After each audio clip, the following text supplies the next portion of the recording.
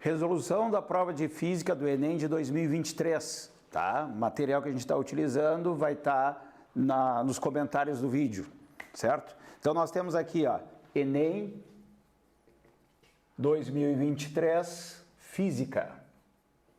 Questão de número 1, tá? Nós temos aqui, ó, uma cafeteria adotou copos fabricados a partir de composição de 50% de plástico reciclado, biodegradável, com 50% de casca de café. Então, a cafeteria está usando copos, né? Copos feito de 50% de plástico e 50% plástico reciclado, né? Reciclado, com 50% de casca de café. 50% de casca de café. Tá? A informação talvez seja importante. Tá? O copo é reutilizável e retornável, pois o material se assemelha a uma cerâmica. Então, essa mistura que vai ser feita com plástico reciclado, biodegradável, com casca de café, né? Dá para lavar e voltar. Né? Então, nós temos aqui que vai ser retornável. Retornável. Certo? Tudo informações que a gente tem que ficar de olho, porque é semelhante a uma cerâmica. Embora ele seja comercializado a um preço consideravelmente alto quando comparado com um copo de plástico descartável, então o preço, vamos botar assim, ó, o preço é alto, botar uma flecha para cima, o preço é alto em relação ao copo de plástico tradicional descartável. Essa cafeteria possibilita aos clientes retornarem o copo sujo e levarem o café quente servido em outro copo, já limpo e higienizado. Então, tu usa o café, deixa o copo sujo, pega um copo novinho, já limpo, né? E por isso que ele fala que é retornável. O material desse copo oferece também um conforto de não esquentar a parte externa. Pessoal, se o copo não esquenta a parte externa, significa que o material do copo, dessa mistura do plástico reciclado aí, biodegradável, com a casca de café, é um material isolante. É um material isolante térmico, porque o café está quente lá dentro e esse material, ele é lavável, ele é isolante. Foi as informações que nos deram. Quais duas vantagens esse copo apresenta em comparação ao copo descartável? Quais vantagens? Tá? Ele tem uma desvantagem, ele é mais caro, né? Mas está perguntando quais as vantagens em relação ao copo plástico. Ter a durabilidade de uma cerâmica e ser totalmente biodegradável. Pessoal, ele é totalmente biodegradável? Não, ele é 50%, eu não coloquei aqui, ó, biodegradável. Certo? Então, é só 50%. Então, a alternativa A está errada porque é 50% biodegradável. Biodegradável, certo? E não... ele se assemelha à cerâmica, então a durabilidade seria talvez certa. Tá?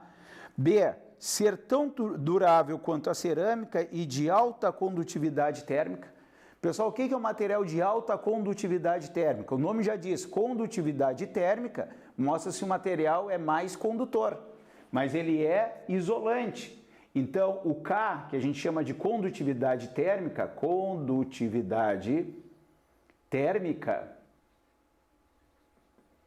é baixa. A condutividade térmica é baixa e não alta.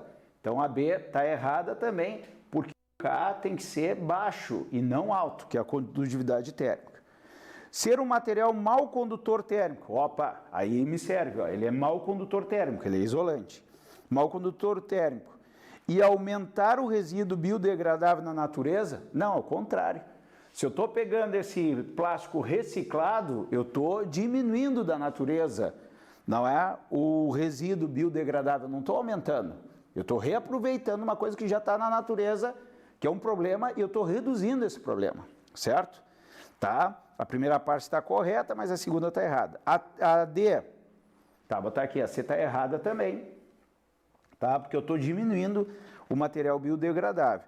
A D, ter baixa condutividade térmica, ok, ó, o K é baixo, baixa condutividade térmica, porque ele é isolante, e reduz o resíduo não biodegradável na natureza, tá? Então, nós temos aqui a resposta correta, ok, certo? Então, nós estamos reduzindo, né, o resíduo não biodegradável na natureza. A E, ter alta condutividade térmica, já está errado, tem que ter baixa condutividade térmica. Então, o gabarito letra D, de Dinamarca, certo?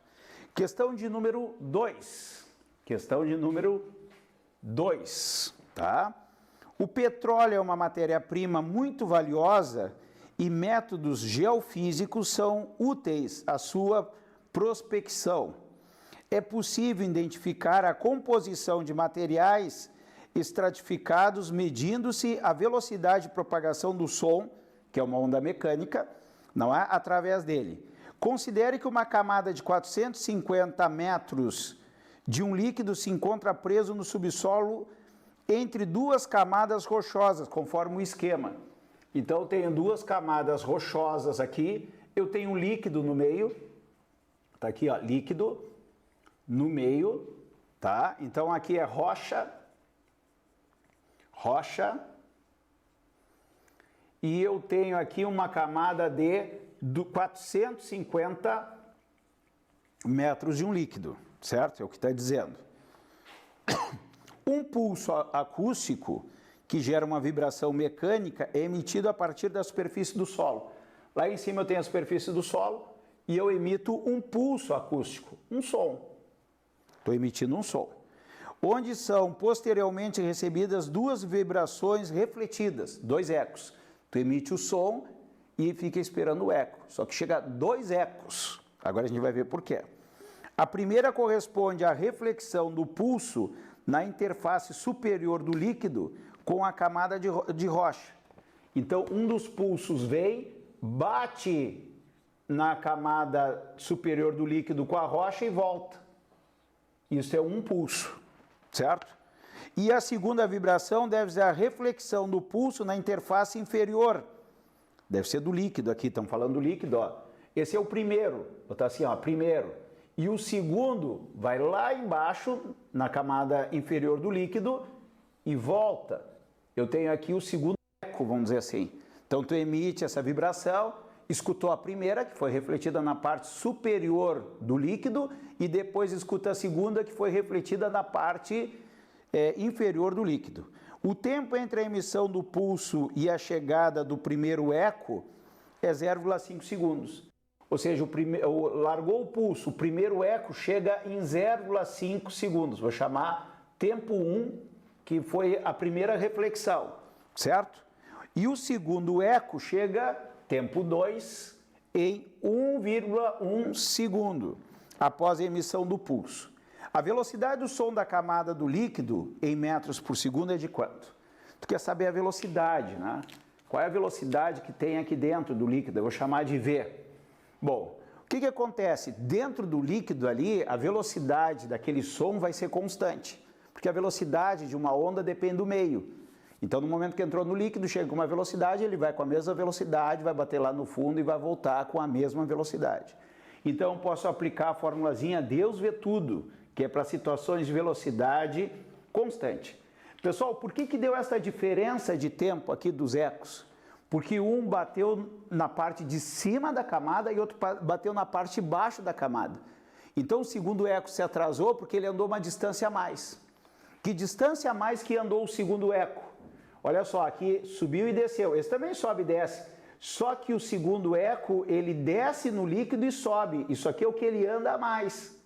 Então, ele anda 2 vezes 450 a mais, o segundo eco. 450 para descer o líquido e 450 para subir. Na rocha é a mesma coisa, na rocha de cima.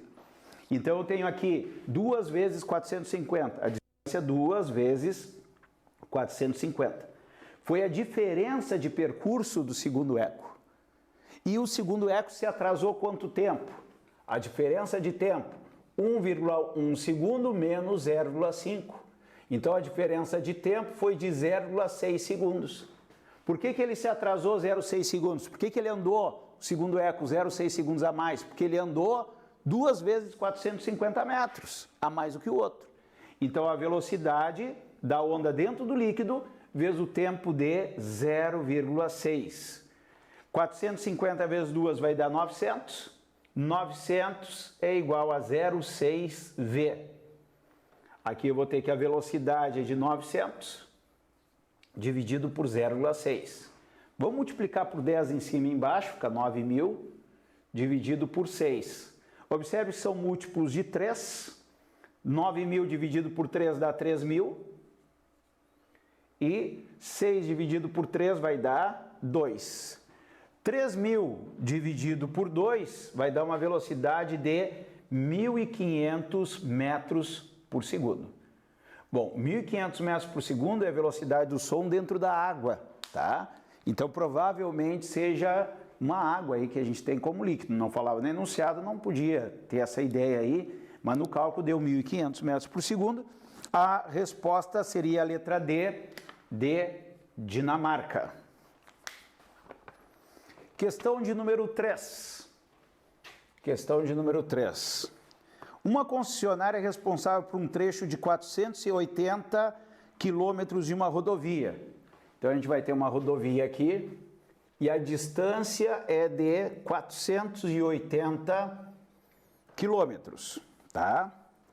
Nesse trecho foram construídas 10 praças de pedágio. Então, tem pedágios aqui à vontade, ó. São 10 pedágios, tá? 1, 2, 3, 10 praças de pedágios, tá? Onde funcionários recebem os pagamentos nas cabines de cobrança. Também existe o serviço automático em que o veículo provido de um dispositivo passa por uma cancela que se abre automaticamente, evitando filas e diminuindo o tempo de viagem. Então, tu pode parar no pedágio para pagar o pedágio, como também se tem um dispositivo que já desconta direto na conta bancária, que tu passa direto, né? Já tem uma cancela que aumenta, que abre automaticamente quando tu passa. Segundo a concessionária, o tempo médio para efetuar a passagem em cada cabine é de 3 minutos. Então, olha aqui, ó, uma cabine, para te passar no pedágio, tu leva, em média, 3 minutos. Observe se eu parar nas 10, numa viagem, se eu vou pagar o pedágio nas 10 cabines, já é meia hora de viagem que eu tenho aí, certo? A velocidade máxima permitida na rodovia é 100 km por hora para veículos leves e 80 km por hora para veículos de grande porte. Tá? Então, botar assim, ó, velocidade para carros, que são veículos leves, né? Carros, é 100 km por hora. E para veículos pesados, que geralmente são caminhões, a velocidade máxima é de 80 km por hora. Esses são os valores máximos que eu posso andar na estrada. Considere um carro e um caminhão. Tá, carro se enquadra aqui nos leves e o caminhão se enquadra nos pesados aqui.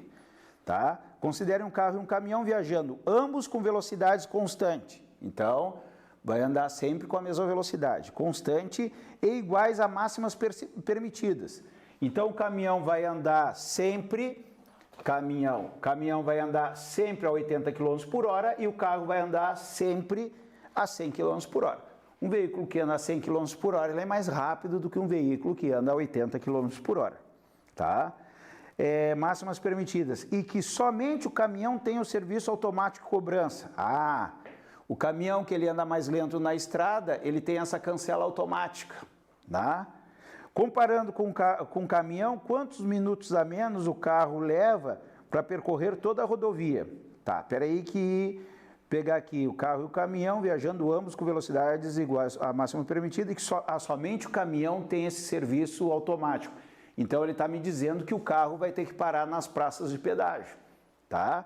E ele quer saber quantos minutos a menos o carro leva em toda a rodovia. Bom, o que acontece? Ele já está me dizendo que o carro é mais rápido. Já está me afirmando, quer saber quantos minutos mais rápido. Então, para isso, eu vou calcular o tempo de viagem do caminhão.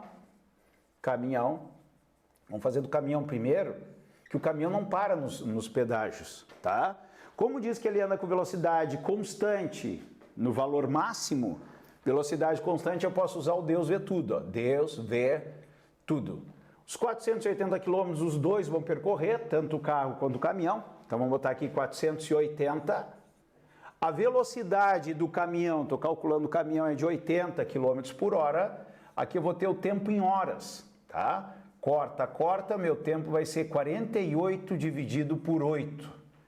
Tá? São pares, dá 24 por 4, dá 12 por 2, dá 6 horas de viagem. Caminhão 6 horas. Eu vou deixar 6 horas porque às vezes é melhor fazer a diferença em horas e passar para minutos uma vez só. Tá? Mas vamos ver o que ocorre. Tá? O carro, quanto tempo vai levar o carro? Se o carro passasse automático que nem o caminhão, faria o mesmo cálculo, né? Deus vê tudo. Deus vê tudo. Tá? A distância é os mesmos 480, a velocidade do carro é de 100 km por hora e o tempo em horas seria 4,8 horas. 4,8 horas. Só que se ele tivesse o dispositivo automático, só que diz no exercício que somente o caminhão tem. Então o veículo vai ter que, em cada cabine, parar 3 minutos, como são 10 cabines, 10 vezes 3 vai dar 30 minutos de parada nas cabines de pedágio. Isso corresponde a 0,5 horas. Tá? Pode trabalhar em minutos? Pode. A resposta é em minutos? Pode. Tá? Mas vou colocar para o carro aqui, ó, mais 0,5 horas, tá? Que seria ó, meia hora, que corresponde a 30 minutos, que é 3 minutos em cada cabine. Então essa meia hora aqui vai ser as paradas nos pedágios. Então isso aqui vai dar 5,3 horas. Pessoal, olha como ficou fácil a conta para fazer a diferença. Né? O carro é mais rápido, leva 5 horas e um pouco. E o caminhão leva 6 horas, demorou mais o caminhão. Qual é a diferença de tempo? 6 menos 5,3 horas, dá 0,7 horas. Observe que eu trabalhei com horas direto e o problema me pede minutos. Daí basta saber que 1 hora é 60 minutos. Quem tem prática já põe 0,7, no lugar da hora põe 60 minutos e acabou o exercício. Ou faz uma regra de 3, que 1 hora corresponde a 60 minutos. A diferença de tempo entre o carro e o caminhão foi de 0,7 horas, vai me dar o tempo em minutos. Multiplicando isso em cruz vai dar 0,7 vezes 60, que é a mesma coisa que 7 vezes 6. 7 vezes 6, 42 minutos. Então, resposta 42 minutos. Vamos ver se tem alternativa para o problema. Né? 42 minutos, resposta B de Brasil. Tá? Vamos para a questão de número 4. Questão de número 4. Um professor lança uma esfera verticalmente para cima, a qual retorna e depois de alguns segundos ao ponto de lançamento. Em seguida lista o quadro todas as possibilidades para as grandezas da cinemática. Então o professor pega uma esfera, lança ela, vai ter uma velocidade inicial, ela vai subir diminuindo a velocidade, chega lá em cima, ela para, velocidade igual a 0, e depois ela retorna, não é? Isso aí a gente viu na aula de queda livre, né? Retorna e chega com a velocidade com o mesmo módulo do ponto de lançamento, isso aí a gente sabe. Daí ele fez uma tabela aqui, vamos seguir o exercício. Ele solicita aos alunos que analise as grandezas cinemáticas no instante que a esfera atinge a altura máxima. Pessoal, que é lá no ponto mais alto, ó, na altura máxima. Eu já sei que a velocidade é igual a 0, porque ela tem que parar, o lançamento é vertical, né? Ela tem que parar para voltar. Então, no momento que ela para, eu já sei que a velocidade é 0 lá em cima. Então, na altura máxima, escolhe a combinação para os módulos e os sentidos da velocidade, tá? Velocidade igual a 0. E da aceleração. A escolha que corresponde à combinação correta é... Pessoal, o que acontece? Ela chegou lá em cima, velocidade igual a 0. Agora, aqui que o pessoal geralmente erra, né? A aceleração é 0. Não. Aceleração representa mudança de velocidade. Se lá em cima ela chegasse com a aceleração zero e a velocidade é zero, ela não mudaria a velocidade, a esfera ia ficar lá em cima. Tá? Então, em todo movimento de queda livre, que a gente chama de lançamento vertical, existe uma aceleração da gravidade e essa aceleração é sempre para baixo, no valor próximo aí de 10 metros por segundo ao quadrado, que a gente arredonda. Então, não interessa se ela está no ponto de lançamento, aqui ou lá em cima, a gravidade é sempre para baixo, que é a aceleração da gravidade. Vamos ver o que diz no quadro aqui. Bom, o módulo da velocidade, diferente de zero, lá em cima, não, velocidade igual a zero. Sendo velocidade igual a zero, a gente já elimina algumas coisas aqui, ó. A B já está fora, quem mais que eu posso eliminar? A D está fora e a E está fora, que diz que a velocidade seria diferente de zero no ponto mais alto. Não, a velocidade é igual a zero. Então, só nos restou a A e a C. A A diz que a aceleração é diferente de zero, é a da gravidade. Para cima, a aceleração da gravidade é para cima? Não, a aceleração da gravidade sempre é para baixo. Então, só pode ser a alternativa D, que diz que a velocidade é zero, e a aceleração é diferente de zero, porque é a gravidade, né? E para baixo. Eu botei 10 aqui, que seria na Terra, né? Então, a resposta alternativa, letra C, de Canadá. Questão número 5, tá? Questão número 5 da prova. Eu tenho o seguinte aqui, ó. Uma equipe de segurança do transporte de uma empresa avalia o comportamento das tensões que aparecem em duas cordas, corda 1 e corda 2. Já passei o olho no desenho ali, eu tenho um caminhão com uma caixa no seu interior e duas cordas ali, a corda 1 e a corda 2. Usados para prender uma carga de massa M de 200 quilos, tá? Eu já vou desenhar aqui a carroceria do caminhão, tá? Eu tenho aqui uma caixa de 200 quilos, né? 200 quilos de massa. E aqui eu vou ter uma corda, que eu chamo de corda 1, e aqui eu tenho a corda de número 2. Vou botar a cabine do caminhão aqui na frente, só para a gente se orientar. Beleza? Conforme ilustra na carroceria a carga ali, conforme a ilustração. Quando o caminhão parte do repouso, sua aceleração é igual a 3 metros por segundo ao quadrado. Então, a gente vai ter uma situação, vou chamar de situação 1, quando parte do repouso, velocidade inicial igual a zero, né, o caminhão vai partir com uma aceleração de 3 metros por segundo ao quadrado. E quando ele é freado bruscamente, sua frenagem é constante, igual a 5 metros por segundo ao quadrado. Então, para ele entrar em movimento, ele tem aceleração de 5. A segunda situação que ele me coloca, tá? Se o caminhão for frear, a desaceleração, né, é de 5 metros por segundo ao quadrado. Em ambas as situações, a carga encontra-se na iminência do movimento. Tá? O que é iminência do movimento? Tá? É o instante que vai começar o movimento, é o instante que vai começar a parar. Tá?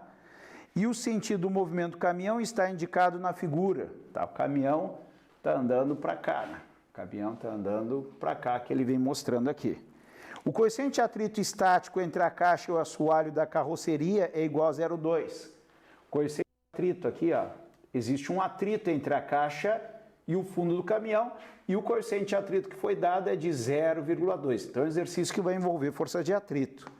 Considerando a aceleração da gravidade igual a 10 metros por segundo ao quadrado, as tensões iniciais nas cordas iguais a zero e as duas cordas ideais. Tá. Nas situações de aceleração e frenagem do caminhão, as tensões nas cordas 1 e 2 são... Ele quer saber a tensão da corda 1 e a tensão da corda 2 na situação de aceleração, e ele quer saber o valor da tensão da corda 1 e da corda 2 na situação de frenagem. Bom, vamos lá. A corda 1 é lá, a corda 2 é aqui. Vamos tentar fazer, certo? Pessoal, o que acontece aqui? Existe atrito. Me deu o coeficiente de atrito. Eu já vou calcular a força de atrito separada, né? A gente sabe que a força de atrito É o coeficiente de atrito vezes o valor da normal. Como a massa do caminhão é 200 quilos, eu tenho que o peso é de 2.000 newtons. 2.000 newtons. E esta caixa está na horizontal, tá? Está na horizontal e não tem forças inclinadas para mudar o valor da normal. Então a normal vai anular esse peso aqui. A normal tem o mesmo valor de 2.000 newtons. Então eu vou ter que a força de atrito, coeficiente de atrito é 0,2, vezes a normal de 2.000, eu já tenho o valor da força de atrito. Eu tenho atrito no exercício. 2.000 vezes 0,2, 2 vezes 2 dá 4, dá 400 newtons. Então a minha força de atrito é de 400 newtons, tá? Então vamos ver o que vai acontecer na hora que o caminhão está parado e ele vai acelerar. Pessoal, presta atenção, tu está dentro do ônibus, ele acelera a tua tendência a ir para frente ou ir para trás? Primeira coisa que tem que pensar nisso. Estou parado dentro do ônibus, o ônibus saiu para lá, eu vou ir para trás. Então o que vai acontecer com esta caixa no momento que o caminhão acelera? A tendência da caixa, eu vou botar assim, ó, ir para trás, vir para cá. Então vai existir uma força de atrito para frente. A força de atrito é para frente, porque quando o caminhão arranca, a caixa quer vir para trás. E a força de atrito é o contrário ao movimento, ela é para frente. Pessoal, no momento que o caminhão arranca, a caixa vem para trás. Então ela estica a corda 2.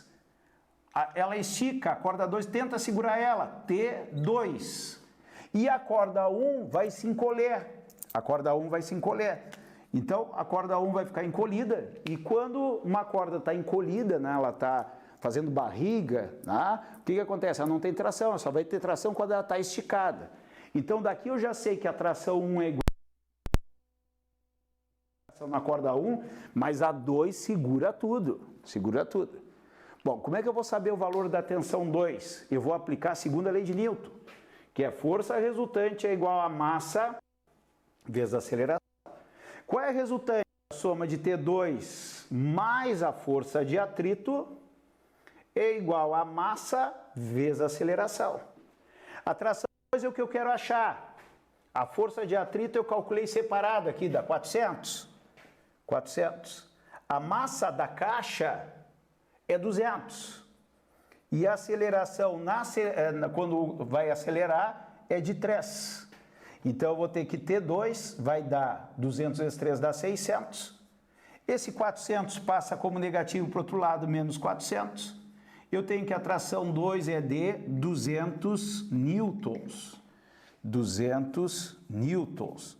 Então eu já sei a primeira parte aqui. Olha só, vamos ver aqui, ó, na aceleração, que é as primeiras respostas. T1 igual a 0, T2 igual a 200, está valendo a A. A B, T1 igual a 0, T2 igual a 200, está valendo a B. A C, T1 igual a 0, T2 é igual a 600, está fora. T1 é igual a 500, citando a D, está fora. E a E também, o T1 é 0, tem outro valor aqui. Então estamos entre a A e a B. Agora a gente precisa terminar o exercício fazendo o mesmo raciocínio. Na frenagem, estou andando com o caminhão para lá, tá? Estou lá, no ônibus, sem as mãos. O ônibus freia, a minha tendência é ir para frente. Então, esta caixa aqui, ela vai querer ir para frente.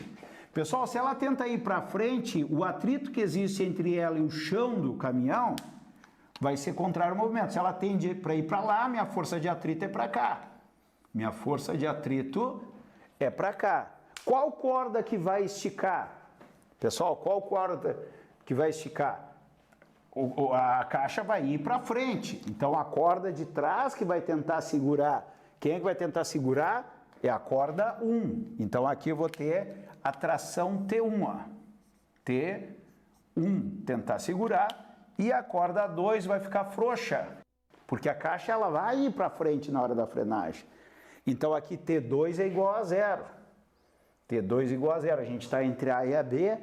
T2 igual a 0. As duas estão com T2 igual a 0. Não adiantou nada. Vamos ter que calcular esse T1. Como é que a gente vai fazer isso? Da mesma maneira. Força resultante é igual a massa vezes a aceleração. Certo? O que acontece aqui? Aqui eu tenho a soma das duas forças aqui. T1 mais a força de atrito. Força de atrito é 400. não é? É igual a massa. Qual é a massa que eu tenho? A massa é de 200 vezes a aceleração, que é de 5. Aqui vai me dar 1000,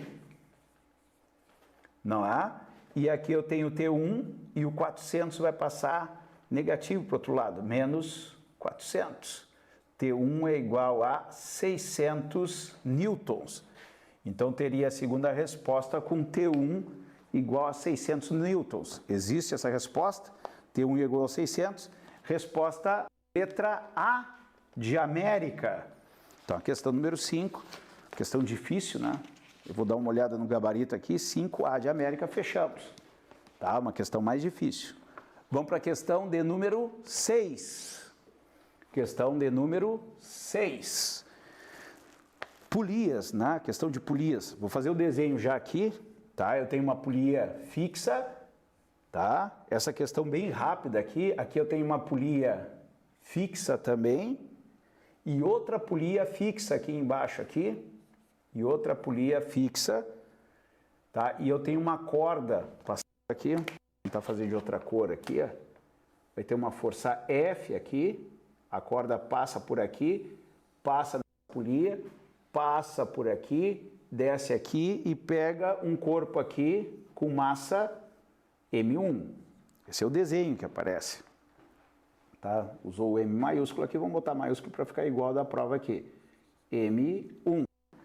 E o aparelho do lado, chama aparelho tipo 1, e o aparelho do lado, eu tenho aqui uma polia fixa, certo? Eu tenho aqui a polia fixa também. E aqui eu tenho a outra polia fixa. Desenho quase igual. Aqui faz uma força F. Pessoal, quando aparece FF, provavelmente são iguais as forças, mas a gente tem que ver no texto aí o que que diz. A corda vai passar aqui, ou o cabo, tá? Vai passar aqui. Ah, aqui tem uma polia móvel aqui embaixo e é preso lá em cima. Então aqui a gente tem uma polia móvel e aqui a gente tem a massa M2. É essa a situação. Bom, vamos ver o que que diz. Uma academia decide trocar gradualmente seus aparelhos de musculação. Agora os frequentadores utilizam os aparelhos tipo 1 e podem também utilizar os aparelhos tipo 2. Então tem os aparelhos tipo 1 e eu tenho os aparelhos tipo 2.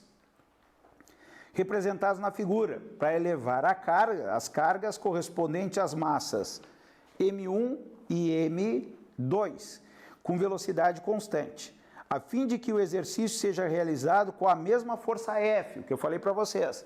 A força F daqui tem que ser igual à força F daqui, certo? Já vamos começar a equacionar.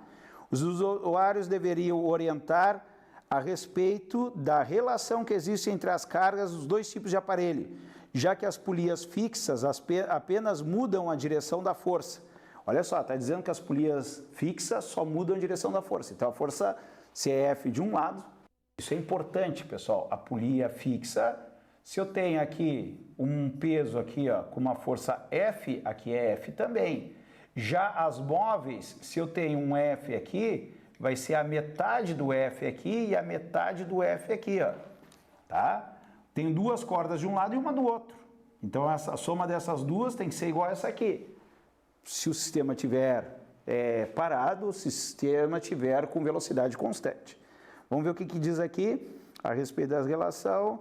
Já que as polias fixas apenas mudam a direção, tá? Enquanto que a polia móvel divide as forças, ó. A polia móvel divide uma força em duas, né? Tá me explicando o exercício. Em ambos os aparelhos, considere as cordas indextensíveis e a massa das polias e das cordas presíveis, e que não há dissipação de energia. Para essa academia, qual é a razão entre M2 e M1? Vamos botar aqui no cantinho aqui. Quanto é que vale M2 sobre M1, certo? Tá? Vamos ver o que que acontece aqui. Pessoal, se a força aqui é F, se a força é F, eu tenho uma rodana fixa ele me diz que só troca a direção, a força continua F. Então, nesta corda aqui, ó, nesta corda, a força é F.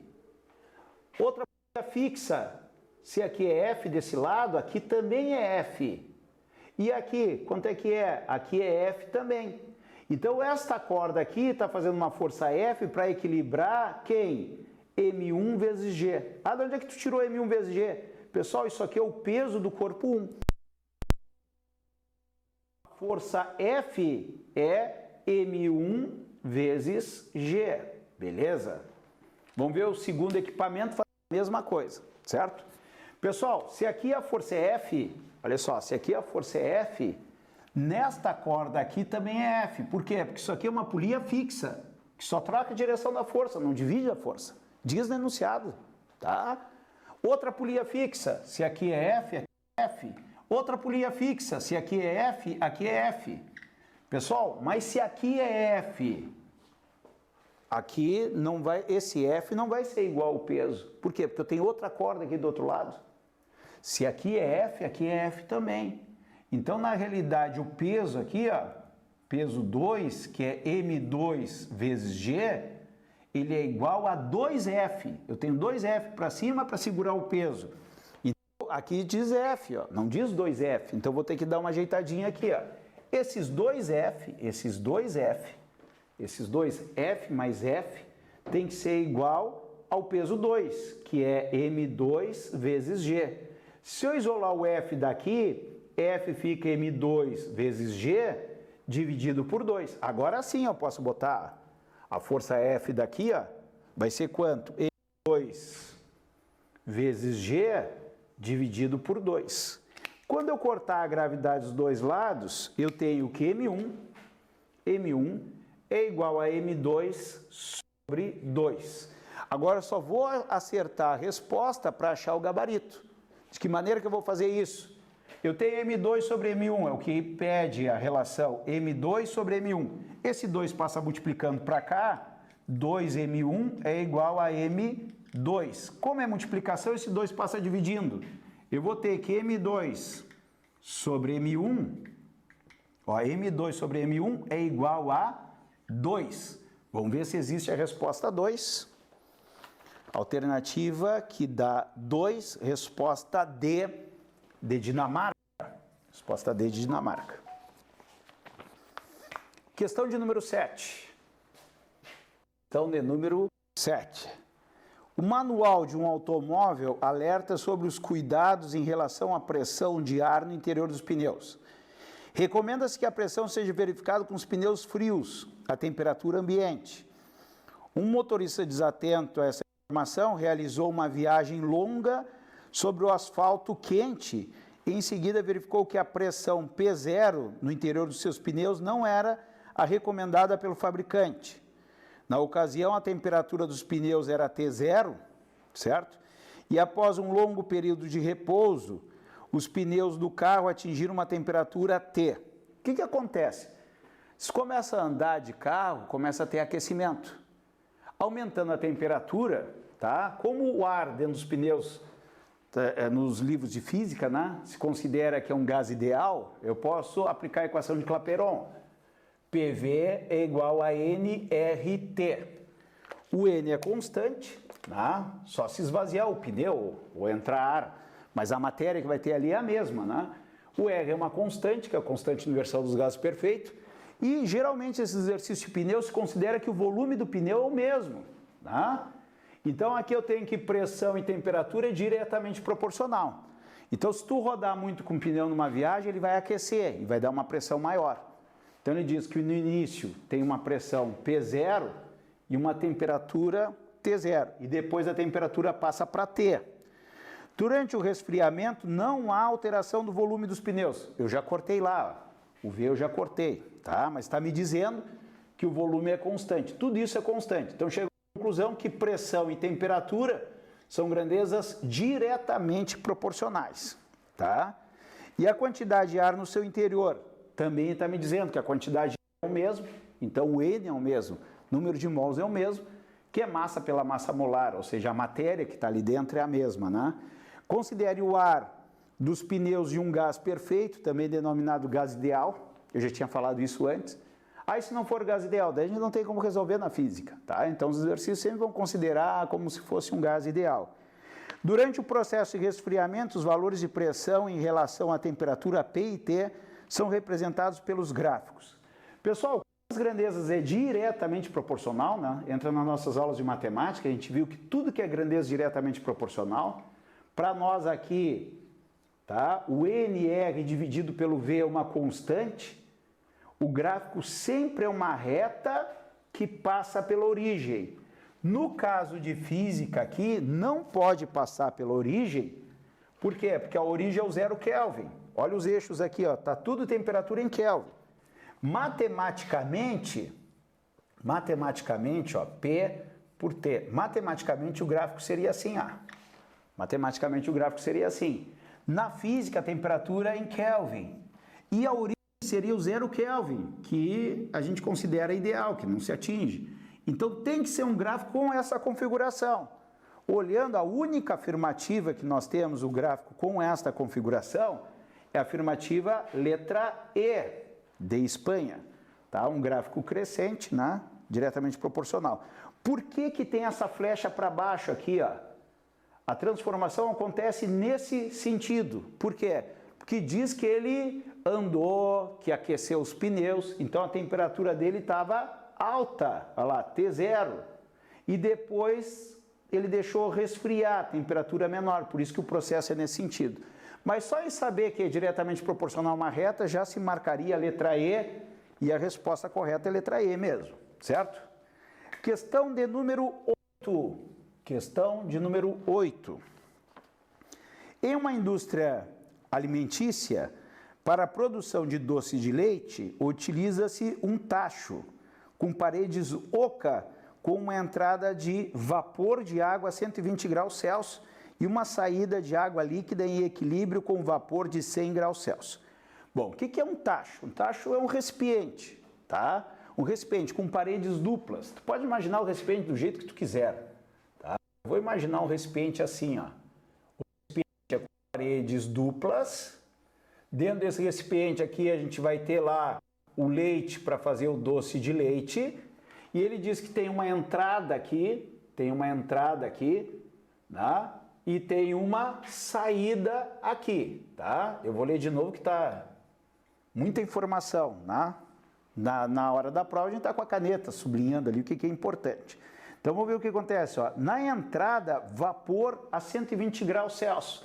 Então vou botar aqui vapor a 120 graus Celsius, tá? E na saída eu tenho água líquida em equilíbrio com vapor a 100 graus. Então aqui sai água e vapor, ambos a 100 graus Celsius. 100 graus Celsius. Pessoal, o que acontece? Né? Entrou vapor a 120, certo?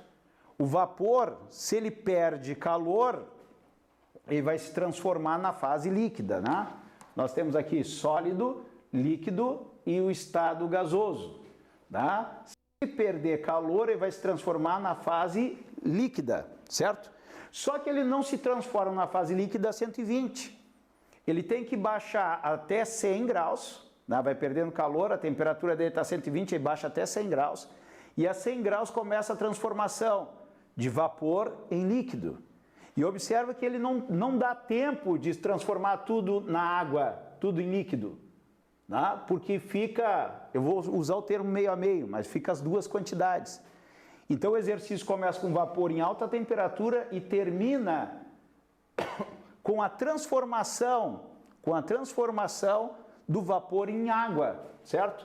Isso aqui é chamado de, esse processo aqui, tá? É um calor latente, tá? Ele está trocando de estado físico, certo? Agora, para isso acontecer, vão ter um calor sensível para chegar até 100 e no meio do caminho vai ter o latente, os dois aqui, certo? Então nós temos aqui, ó, ao passar da parte oca do tacho, o vapor de água transforma-se em líquido, liberando energia. O que é liberando energia? Ele vai perder calor para se transformar em líquido. Então esse calor vai para onde? Esse calor vai para dentro do leite aqui, tá? Para fazer o doce de leite, tá? A parede transforma essa energia para o interior do tacho, resultando a evaporação de água e, consequentemente, concentração do produto. Então, o leite tem água e vai evaporar a água do leite, certo? No processo de concentração do produto é utilizada energia proveniente de quê? Qual foi a energia que tu usou para fazer o doce de leite? Foi térmica, né? Foi calor aqui, ó, foi calor. A energia que tu usou foi calor, tá? Então, nós temos aqui, ó, somente calor latente e vaporização? Não. Calor latente é quando tem mudança de estado físico. Mas primeiro o vapor saiu de 120 e ele tem que cair para 100. Quando tem variação de temperatura, o calor é sensível. Então, tem calor sensível para baixar o vapor de 120 para 100. Quando o vapor chega a 100, ele começa a perder calor para transformar o vapor em água, que é o calor latente. Então, tem calor sensível e latente. Somente calor latente? Também não, AB. A C, calor sensível e calor latente, certo? De vaporização? Não. Vaporização é aqui, ó, de líquido para gasoso. Vaporização. Qual é o calor latente que eu tive aqui? Foi do estado gasoso, que é o vapor, para se transformar em água, que é a parte líquida. Aqui é condensação. Condensação. Então, tem calor latente de condensação. Condensação. Aqui é perigoso, né? O cara marcar a letra C, tá? Então, a D, calor sensível e calor latente de condensação. Resposta D, de Dinamarca. Resposta D, de Dinamarca. Perfeito? Questão de número 9. Questão de número 9. Tem um circuito elétrico aqui, né? Um circuito com 3 lâmpadas incandescentes, idênticas, representadas na figura. Consiste em uma associação mista de resistores. Cada lâmpada L1, L2, L3 é associada em paralelo com um resistor de resistência R.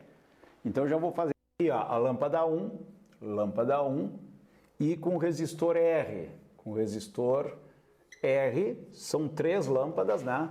Aqui eu vou ter a lâmpada 2 com o resistor R aqui. A gurizada achou bem difícil esse exercício. Vamos ver como é que a gente vai resolver. Aqui a lâmpada 3 com o resistor R também. Resistor R. E aqui eu tenho a pilha, que eu vou fazer essa representação que é mais tradicional nos circuitos elétricos. Aqui, ó, mais e menos, tá? Então, nós temos aqui, ó, formando um conjunto. Esses conjuntos são associados em série. Ó, lâmpada com resistor forma um conjunto, são associados em série.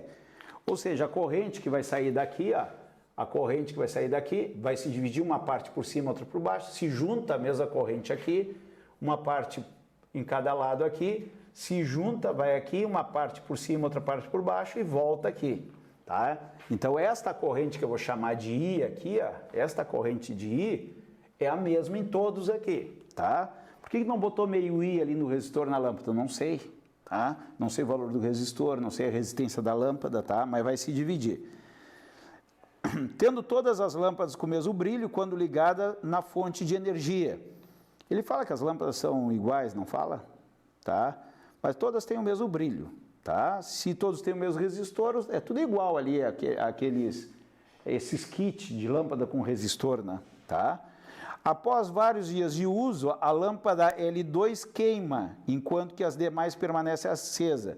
Em relação à situação em que todas as lâmpadas funcionam, após a queima de L2, os brilhos das lâmpadas serão... Pessoal, a lâmpada L2 vai queimar, esta lâmpada vai queimar. E quer saber o que acontece com as outras lâmpadas. Observe que o circuito funcionando normalmente tem uma corrente I, tá? E é aplicada uma tensão U da pilha. A pilha não vai mudar, então o U não muda, tá? Então esse U aqui eu vou botar aqui a constante no meu exercício, né? Porque é sempre a mesma pilha. O que vai acontecer? Queimar uma lâmpada, queimou a lâmpada 2, ela abre. Ela abre. E quando ela abre, ela muda o valor da corrente elétrica. Não é mais aquele I. Por quê? Porque vai mudar o resistor equivalente, certo? Como a gente sabe que é um circuito em série, eu tenho o R1, vamos chamar assim, ó, o R equivalente é o R1, que é o equivalente da primeira associação aqui, mais o R2, mais o R3. O R1 e R2 não muda nada no R equivalente, mas quando sai esta lâmpada aqui, esse resistor R2 muda. E eu preciso saber se aumenta ou diminui. Pessoal, quanto mais elementos em paralelo, o resistor equivalente é menor. Lembre da teoria, resistores em série a gente vai somando. Quanto mais resistores em série, maior é o R equivalente, que tu vai somando. E quanto mais resistores em paralelo, menor é o R equivalente.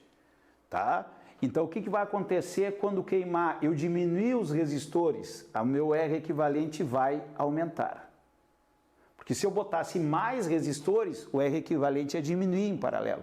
Como aconteceu ao contrário, saiu a lâmpada tem uma resistência. Tá? Então, o que acontece? Sem isso aqui, essa parte do circuito aumenta a resistência, o meu R total aumenta a resistência. Aumentou a resistência, o que acontece com a corrente? Ó? I é igual a U dividido por R. Se o R aumenta, a corrente diminui. Então essa corrente que era I, ela diminui em todo o circuito. E com uma corrente menor, ela vai se dividir na mesma proporção, lá, inversas dos resistores. Diminuindo a corrente no circuito, cada lâmpada e resistor vai receber menos corrente na divisão ali. E daí as lâmpadas vão brilhar menos.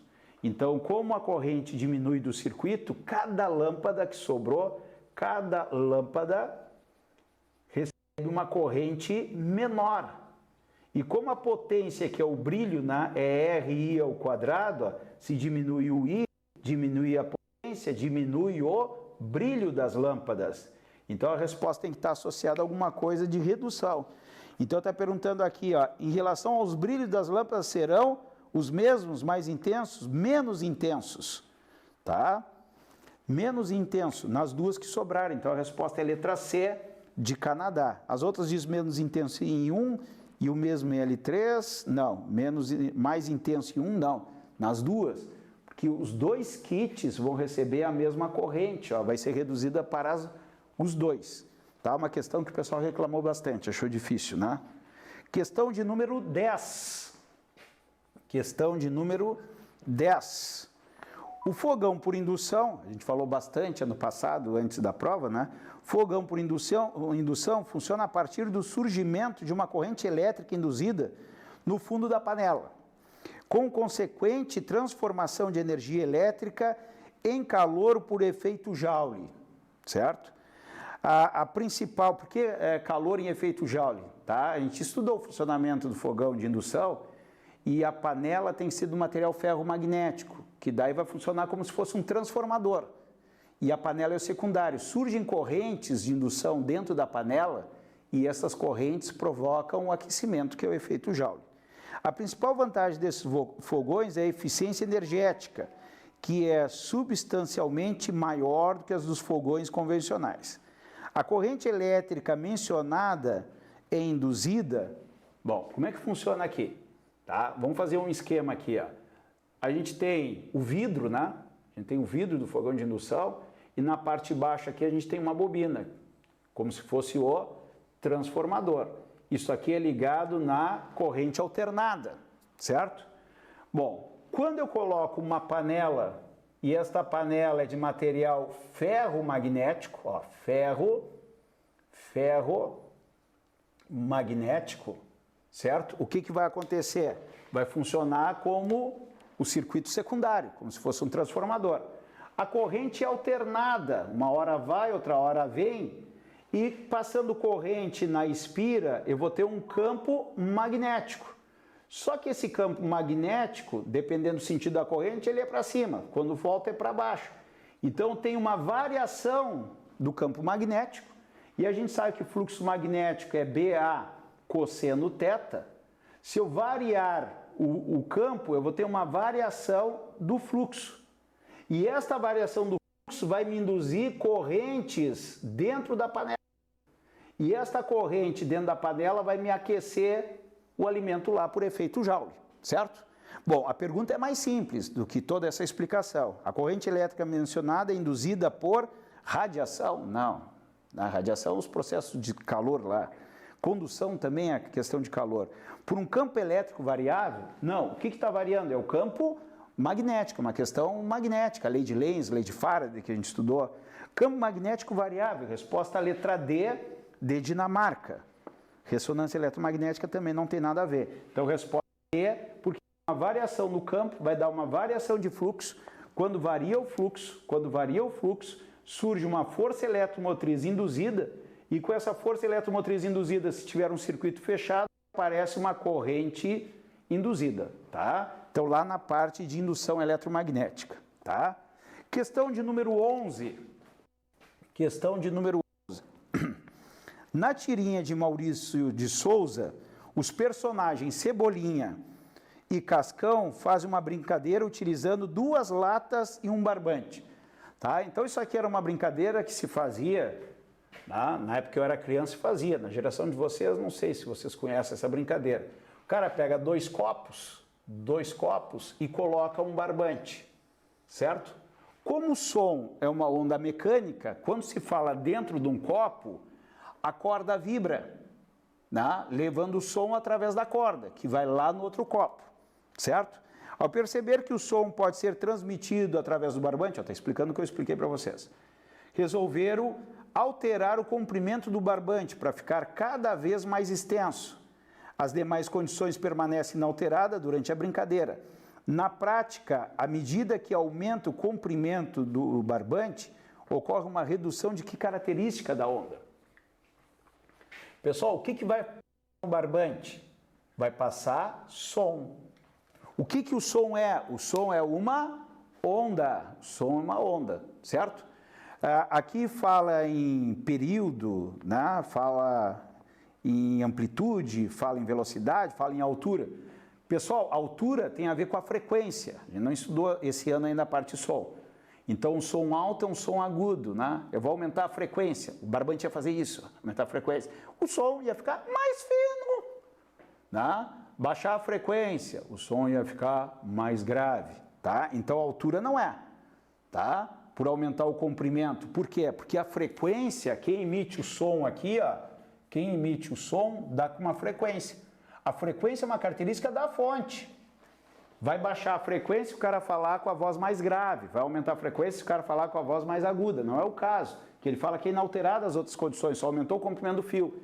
Ele vai receber a mesma frequência, então a altura não é. Se é a mesma frequência e o mesmo período, frequência e período são inversamente proporcionais. Se é a mesma frequência e o mesmo período, a B não é também.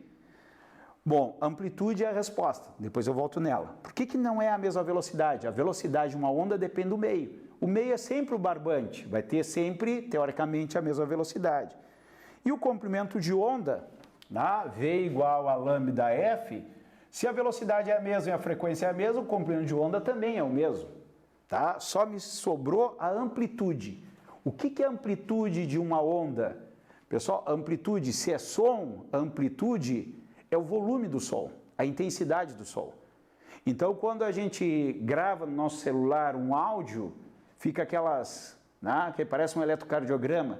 Quando eu grito, ele aumenta a amplitude. E a amplitude vai ser reduzida com a distância. Por quê? Eu estou falando com uma pessoa. Se a pessoa começar a se afastar, daqui a pouco meu volume começa a ficar pequeno. Ou seja, a amplitude da minha voz diminui. Então, o som sai assim, ó. O som sai assim, e quanto mais longe vai ficar menos intenso, vai ficar mais fraco. Chega uma hora que o barbante, tu não vai escutar nada do outro lado.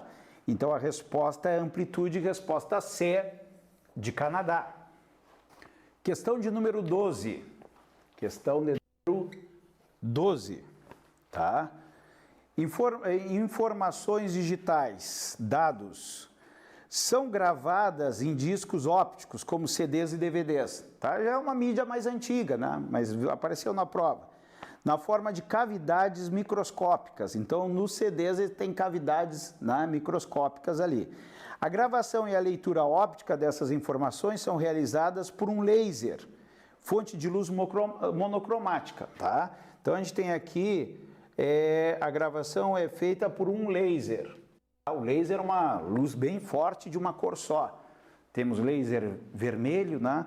os DVDs, CDs, a leitura era com luz vermelha. Depois veio o Blu-ray, né? Blue de azul, né? Que era com uma frequência maior para dar mais dados, né? Então, o cara tendo essas informações ajuda bastante na hora de um exercício. A gravação e a leitura óptica dessas informações são realizadas com laser com luz monocromática. Quanto menores as dimensões dessas cavidades, mais dados são armazenados na mesma área do disco. O fator limitante para a leitura de dados é o espalhamento da luz pelo efeito da difração. Então, para dar mais dados, esses buraquinhos têm que ser menores, ó, menores, tá? E ele está se preocupando aqui com o fenômeno da difração, tá? A ideia sempre foi, nas mídias até hoje, dar mais número de dados. A gente sempre está correndo atrás de memória de equipamentos, né? Os equipamentos vão ficando, a gente compra um equipamento novo, a baita memória, passa um tempo e já está faltando memória, tá? Então, o fenômeno que ocorre quando a luz atravessa um obstáculo com dimensões na ordem de seu comprimento de onda. Então, me explicou aqui o que é a difração, né? Que é aquela capacidade de contornar obstáculos. Essa limitação motivou o desenvolvimento de laser com emissão com menores comprimentos de onda, tá? Então, tu quer com menores comprimentos de onda. Comprimentos de ondas tem que ser menores, né? Por causa desse problema, ele me afirma aqui, fenômeno ocorre com a luz atravessa um obstáculo com dimensões na ordem de seu comprimento de onda. Essa limitação motivou o desenvolvimento de laser com emissão de menores comprimentos de onda. Então, tu quer laser com menor comprimento de onda, possibilitando armazenar e ler dados em cavidades cada vez menores. Então, o comprimento de onda menor, tu consegue ler, né, nas cavidades menores. Em qual região do espectro que situa o comprimento de onda do laser que otimiza o armazenamento e a leitura de dados em disco de uma mesma área? Pessoal, se tu quer menor comprimento de onda, o laser é uma luz. Então a velocidade da luz é constante, 3 vezes 10 dá 8 metros por segundo. Tá? A velocidade vai ser a mesma. Se eu pegar V igual lambda F, certo? Eu vou isolar a frequência aqui, vai ficar a velocidade sobre o comprimento de onda. Como a velocidade é constante, um menor comprimento de onda eu tenho que pegar a frequência maior possível, certo?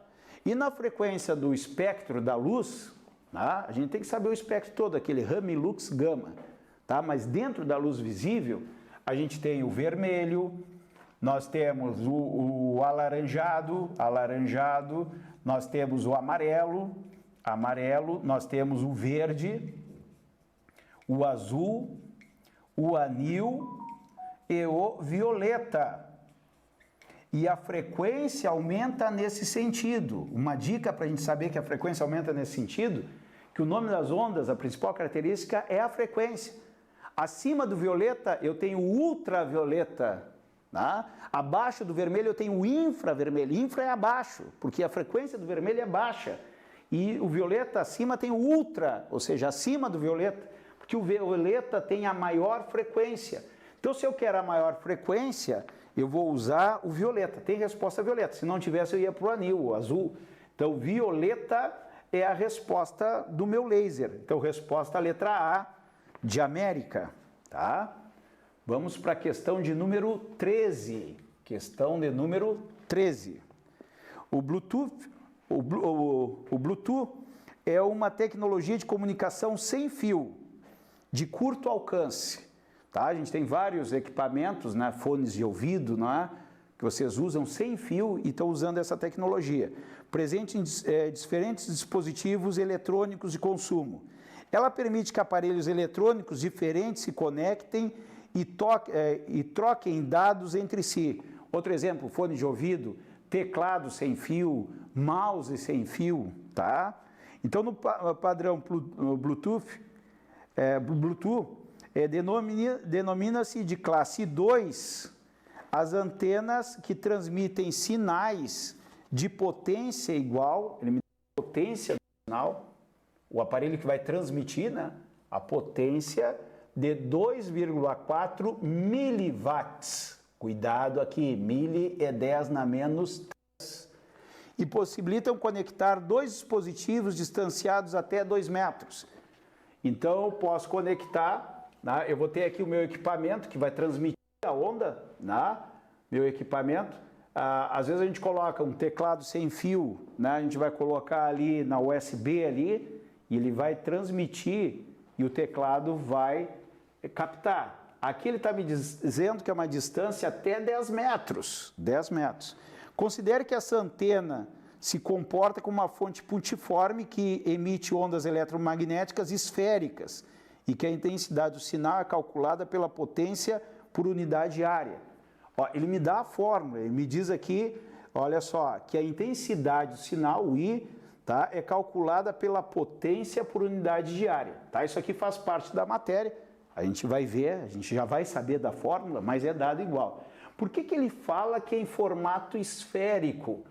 Tá? Porque quando eu tenho uma fonte emitindo aqui, ela emite para 10 metros para cá, 10 metros para cá, 10 metros para cá, 10 metros para frente, 10 metros para trás.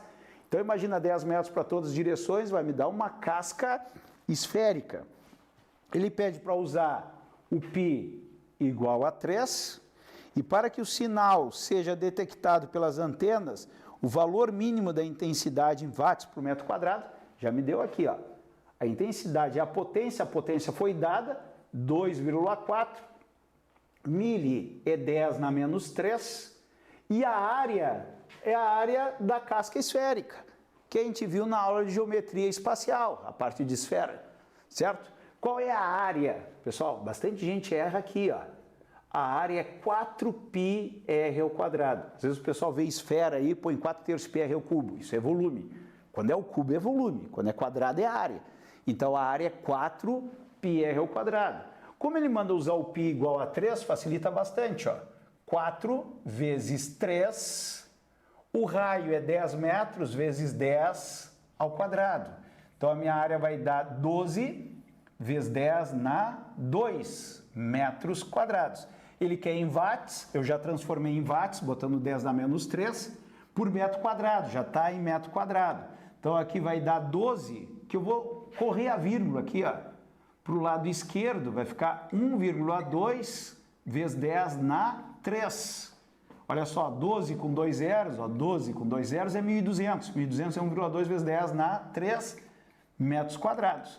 Com essa área, vai dar 1,2 vezes 10 na 3. A minha intensidade vai ser 2,4 por 1,2, vai dar 2 vezes 10 na menos 3.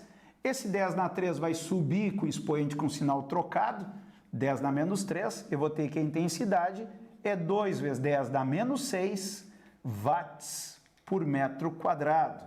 Então nós temos aqui que a intensidade é 2 vezes 10 na menos 6 watts por metro quadrado. Resposta A de América. Vamos ver aqui. 14 cabe aqui, ó. 14. Vamos à questão número 14.